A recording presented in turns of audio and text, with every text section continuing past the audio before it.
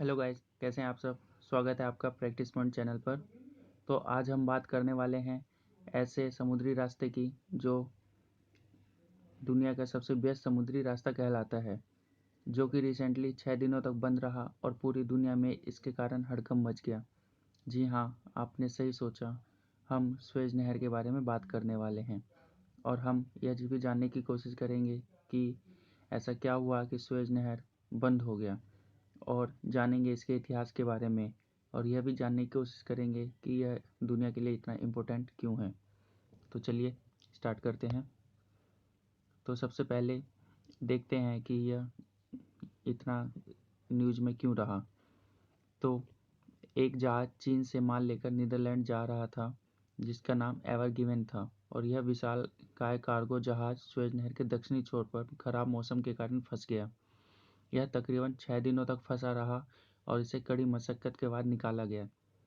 इसमें दुनिया के टॉप इंटेलिजेंट लोग इसे निकालने की कोशिश कर रहे थे। इसे निकालने के लिए इसके नीचे से गार्ड निकाला गया और ऊंची लहरों के सहारे इसे बाहर निकाला गया। जैसा कि आप इस पिक में देख रहे हैं कि ये जो जहाज है यह 400 मीटर लंबा है और जो नहर है वो 300 मीटर लंबी है। जब यह जहाज जा रहा था तो तेज हवाओं के कारण यह जहाज तिरछा हो गया और यह नहर में फंस गया। और यह जो जहाज था यह तकरीबन 2 लाख टन का वेट रखे हुए था और इस पर टोटल 18,300 कंटेनर लदे हुए थे। तो इसका वेट बहुत ज़्यादा था, जिस कारण इसे निकालने में लोगों को बहुत मुश्किल का सामना करना पड़ रहा था। इसके फंसे होने के कारण इस रास्ते पर लंबा जाम लग गया और दोनों छोरों पर सैकड़ों जहाज़ें खड़ी हैं और इसमें तेल के कंटेनर भी हैं।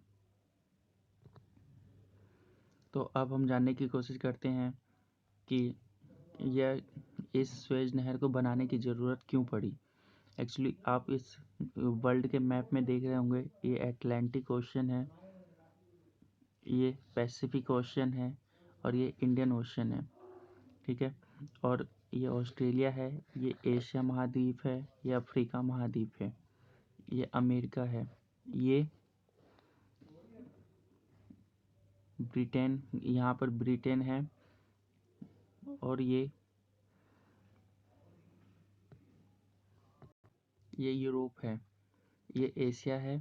तो जब पहले स्वेज नहर नहीं थी तो अगर जो कोई जहाज़ यूरोप से निकलता था और इसे अगर जो एशिया जाना होता था तो ये इतना लंबा रास्ता लेकर एशिया पहुंचता था।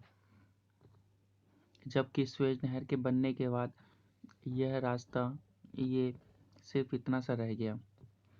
तो जब ये इसमें आप बहुत आसानी से समझ सकते हैं कि अगर जो कोई जहाज़ लंदन से निकलता है सामान लेकर और इसे मुंबई जाना है तो इसे टोटल 19,800 किलोमीटर की दूरी तय करनी पड़ती थी, जो बहुत ज़्यादा थी, और इसमें बहुत ज़्यादा ईंधन की खपत होती थी और टाइम भी बहुत ज़्यादा लगता था, जिसके कारण इसका कॉस्ट बहुत बढ़ जाता था। और अगर जो इसका कॉस्ट बढ़ता है तो उस सामान का भी कॉस्ट बढ़ जाता था। तो इस कारण एक्सपर्ट्स ने एक अल्टरनेट रास्ते खोजने की कोशिश की और सर्वे करने पर पाया कि ये रास्ता है ये सबसे इजी रहेगा, परंतु इसमें सबसे बड़ी रुकावट थी वो थी यहाँ पर ये यहाँ पर जो डिस्कनेक्ट हो रहा था, ये मेडिटेरियन सी है और ये रेड सी है। इन दोनों के बीच में जो जगह है ये कनेक्टेड नहीं थी। तो इसे कनेक्ट करने के लिए एक नहर के निर्माण करने की ज़रूरत पड़ी, जिसे हम आज स्वेज नहर के रूप में जानते हैं।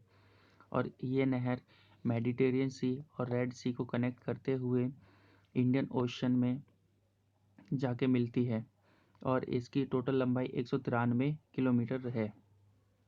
इस नहर के निर्माण हो जाने के बाद जो लंदन से अब मुंबई तक का रास्ता वो केवल 11,600 किलोमीटर का रह गया।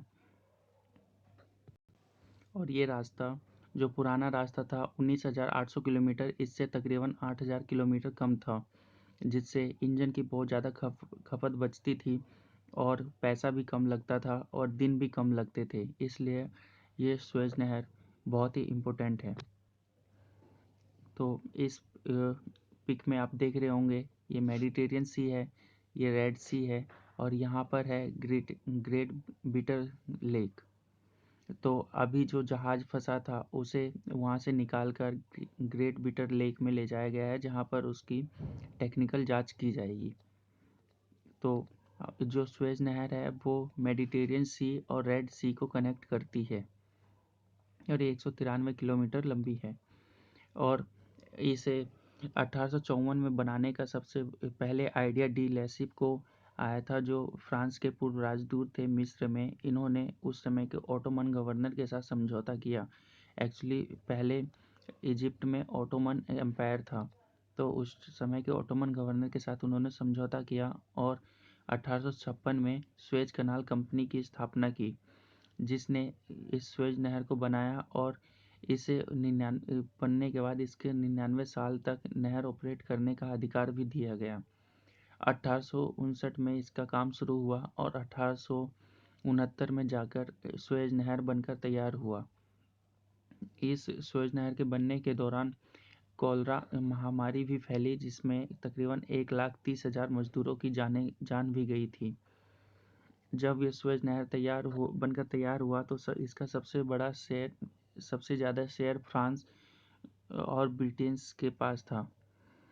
तो और इसका कुछ शेयर इजिप्ट के पास भी था, परंतु वह सिर्फ नाम मात्र का था, क्योंकि बाद में ब्रिटिश ने इजिप्ट पर राज किया और जिसके कारण इजिप्ट सिर्फ एक मजदूरों को सप्लाई करने का एक जरिया ही बच गया।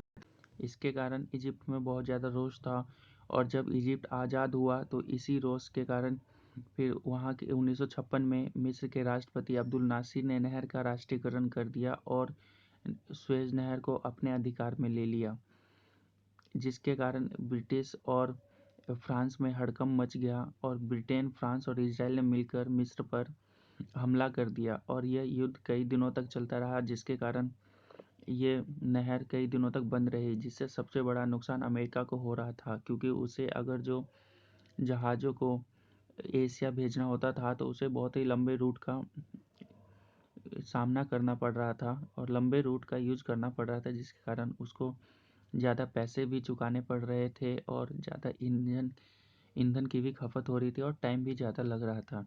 इस कारण अमेरिका ने ब्रिटिश और फ्रांस को हड़काया और उन पर सैंक्शन लगाने की बात भी कही, जिसके कारण ब्रिटिश और फ्रांस ने अपने पैर पीछे खींचे और इजिप्ट का एक सुएज कैनल पर राज हो गया, जो अभी तक इजिप्ट का ही सुएज कैनल पर राज है। तो चलिए अब इसका इम्पोर्टेंस देख लेते हैं। एक्चुअली पहले मैं इम्पोर्टेंस इसका बता चुका हूँ कि पहले जब सुएज नहर नहीं थी तो बहुत लंबा रूट लेकर जहाज़ों को जाना पड़ता था और इसमें बहुत ज़्यादा इंजन की खपत और टाइम की खपत भी होती थी और पैसा भी बहुत लगता था, जिसके कारण सामान का भी रेट बढ़ जाता था। और इस नहर के निर्माण होने के बाद इस नहर से तकरीबन 50 जहाज़ रोज़ गुजरते हैं, जिसकी वैल्यू तकरीबन $10 बिलियन और 73,000 करोड़ रुपए का सामान जिस पर लदा होता है। इस रास्ते से दुनिया का तकरीबन 12% सामान गुजरता है, मतलब टोटल वर्ल्ड के ट्रेड का 12% ट्रेड इसी रास्ते से होता है। और मिस्र की इकोनॉमी भी इस पर बहुत हद तक टिकी हुई है और मिस्र यहाँ इस सुएज नहर से किसी भी शिप को क्रॉस करने के लिए तकरीबन 1 लाख से 3 लाख डॉलर तक चार्ज करता है और ये शिप के ऊपर डिपेंड करता है कि वह कितना बड़ा है और उस पर कितना सामान लदा हुआ है। और अगर जो इसे भारतीय करेंसी में कन्वर्ट करें तो यह तकरीबन 73 लाख से 2 करोड़ 20 लाख रुपए पर शिप के हिसाब से बनता है। मतलब कि मिस्र इजिप्ट जो है वो किसी भी जहाज़ को अगर जो इस नहर से जाना है तो उसे तकरीबन 73 लाख से 2 लाख 2 करोड़ 2 करोड़ 20 लाख रुपए तक चुकाने पड़ते हैं। तो जिसके कारण इजिप्ट की इकनॉमी इस पर बहुत ज़्यादा टिकी हुई है। तो इसलिए यह इजिप्ट के लिए बहुत ही इम्पोर्टेंट, इजिप्ट और वर्ल्ड दोनों के लिए बहुत ही इम्पोर्टेंट रास्ता है, जो अगर जो बंद हो जाए तो इससे दोनों का ही बहुत बड़ा नुकसान होता है और वर्ल्ड का बहुत ज़्यादा नुकसान होता है।